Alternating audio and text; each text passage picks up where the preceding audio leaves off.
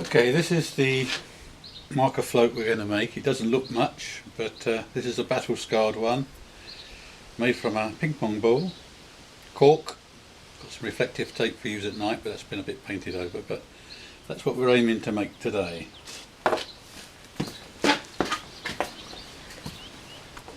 So check through the materials we need. We need ping pong ball, wooden barbecue stick, some cotton and a piece of wire, handy to have a sharp knife, scissors, some reflective tape if you're working at night, and some no-nails glue. Oh, and we need a wine cork. Unfortunately I haven't got one ready, so we're going to have to pull one out of this bottle here. So just bear with me while I deal with this a second. This is the hardest part of the job, I think, getting the cork.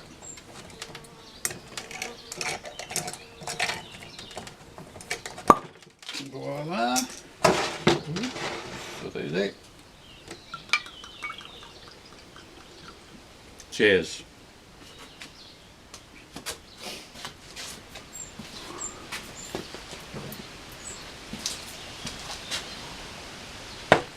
Well, that's better. We'll just have another one, I think.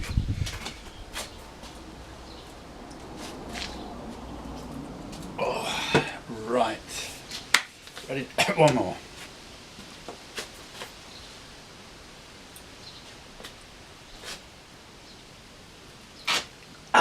Right. Now we're ready to start. Let's start. Yeah. We're cork. That's what we came in for.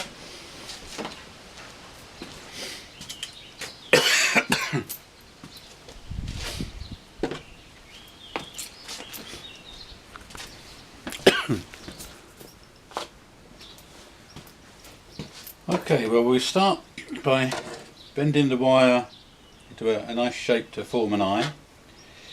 We're going to whip it onto the end of our bamboo skewer. It just helps to flatten off the ends.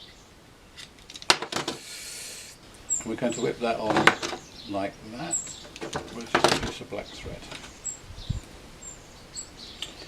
So we keep a bit for finishing off the whipping.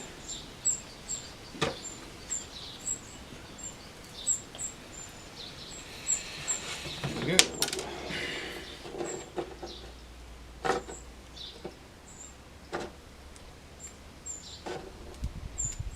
It doesn't have to be very pretty because you're not going to see it at the end of the day.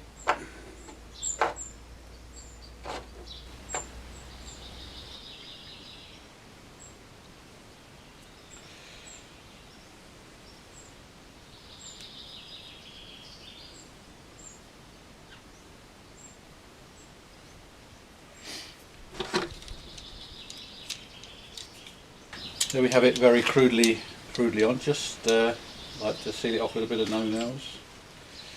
As I say, you're not going to see it, so it doesn't have to be very pretty, and it isn't.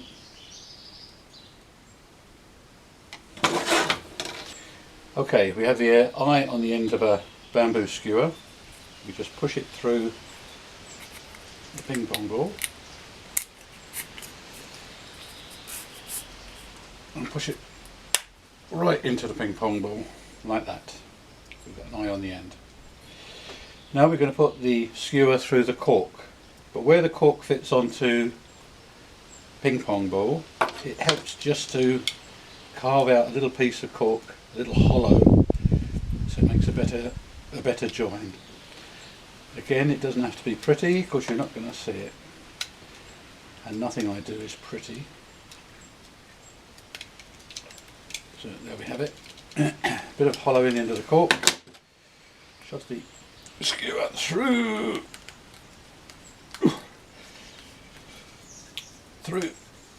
the ping pong ball. Now, a bit more no-nails, a bit more glue. Smear that all around there.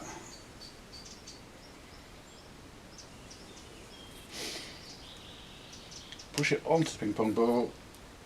Push the two together. and then just make a smooth join.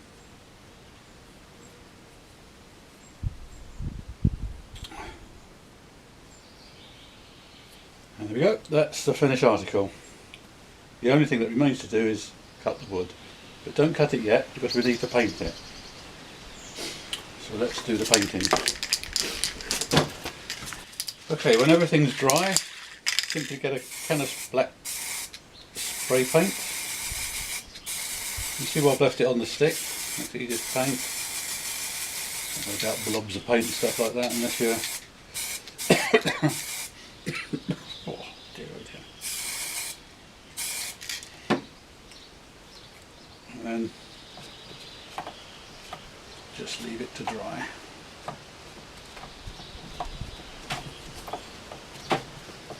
Okay, well, while I'm waiting for that one to dry, we'll come back to this one that's been knocked about a bit, back for repainting.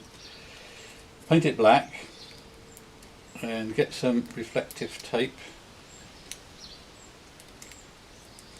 just to finish it off. You only need to do this if you're going to use it at night, but it's very, very effective.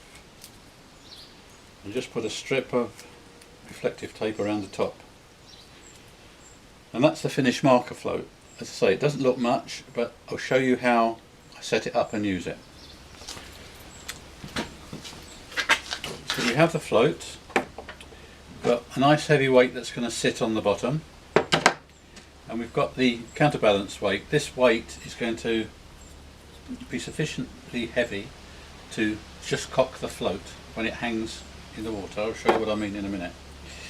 And we need some line, and a piece of line very fine so that you can break it easily if needs be, if it gets snagged up. And the length of this piece of line needs to be at least the depth of water you're fishing in, plus a metre or so. So we tie the weight on one end,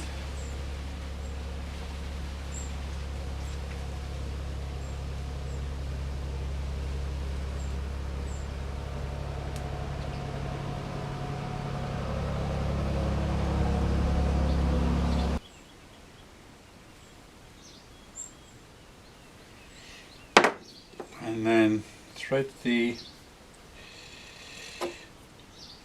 float so it just hangs loose there, and tie the heavy weight the other end.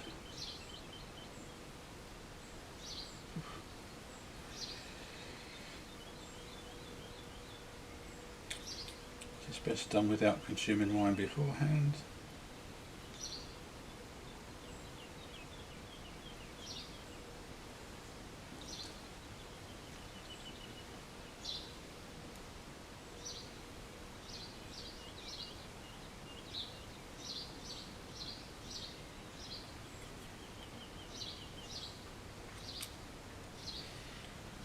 Okay, so we have the heavy weight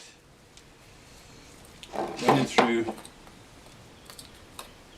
until we come to the small weight at the end. And all you do to prepare it for casting is to pull the small weight up to the eye and wrap it around the cork stem.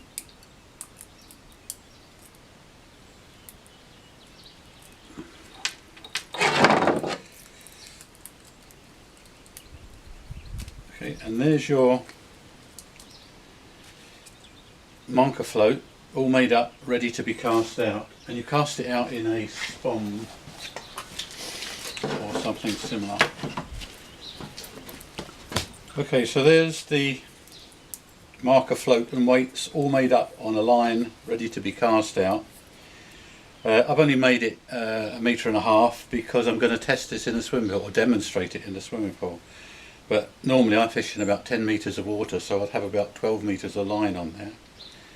But just for demonstration purposes, I've got a short length. That's ready to go in a spom, something like this. Ignore the weight on the end, the float on the end. I just use that for retrieving it when I get cracked off, which is more often than I wish. And that's it, ready to cast. You just cast the whole thing out up against a line clip, and it sets itself on the bottom, which I'll show you by demonstrating it in a swimming pool.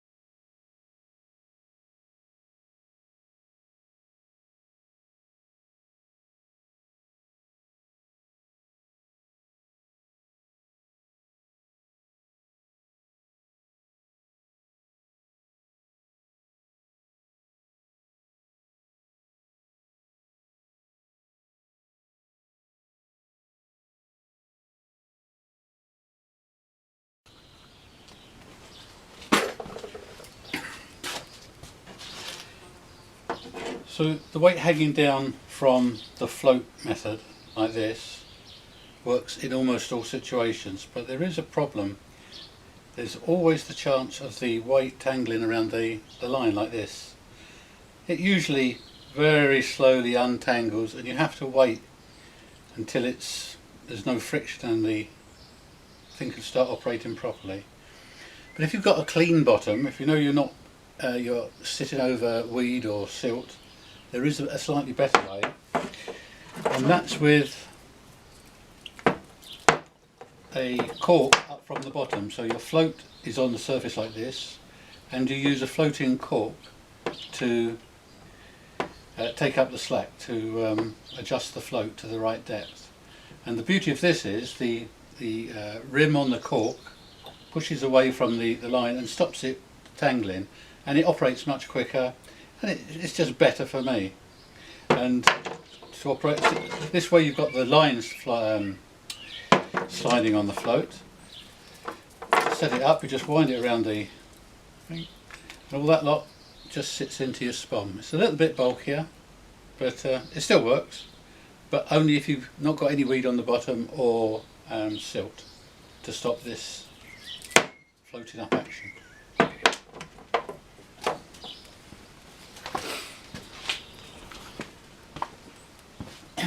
Now you can use the same float idea to make a very good adjustable zig setup, zig float. This is the deluxe version of the marker float because it's got a champagne cork. Much more expensive, these items. Right, so we start the setup by taking your weight and leaving it free running on the line. The weight needs to come up against a shop bead. Then we put on the float, free running, another shop bead,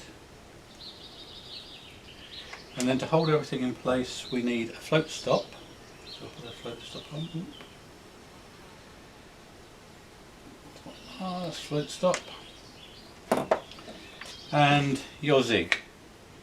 For demonstration purposes I've just stuck a cork through a hook, but a hook through a cork I should say.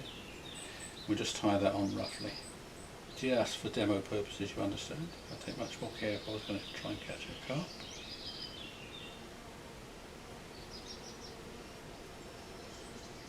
That'll do. Okay, so there we have it. You can see that. So we've got the weight, float stop, shop bead, float, shop bead, float stop. Now we need to set the distance between the float and the hook to a set length. Personally I prefer something like 3 meters if I'm fishing in very deep water, and that's the reason for using a sliding float stop, because when you wind in and you've got 3 meters between your float and your hook and you've got a big fish on, it's very awkward to manage. So you want to wind it in against the top eye of your rod so that as it comes in through the top eye, the float slides down towards the hook without any trouble until you've got a handleable length of line to the fish. So that's the reason it has to slide. So we set this to, let's say, 3 meters. Although I'm not going to do it here because that's take too long. Then we need everything up tight and start winding. Now before we wind the line around the cork, we need a piece of PVA tape. I haven't got any PVA tape, but I've got a PVA bag, so that will do for me for the time being. So this is just PVA tape.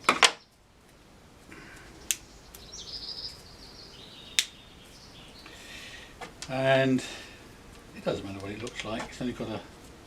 I'm going to wind that around the cork clockwise, just roughly, very roughly.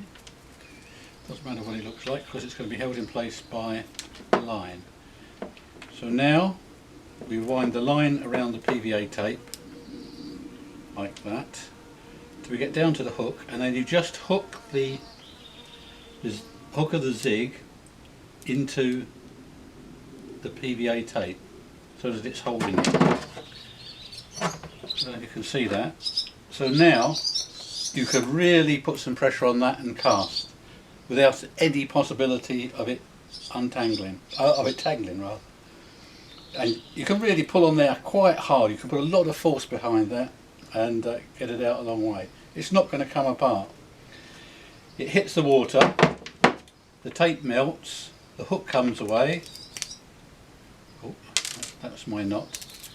Floats up, and then the float comes up against the stop, and then you let the float rise up to the surface of the water. Then you pull in 3 meters of line, or however length the separation is between the float and the hook. Pull it down, and then you know your zig is on the surface. Then, if you want to fish at 1 meter, you just pull 1 meter of line in, pull the float down towards the weight, and you're fishing 1 meter below the surface. So you can control it exactly just by pulling your line, winding your line in, and or letting some out. As long as you know that distance between the float stop and the hook. And that's all there is to it. It worked very, very well.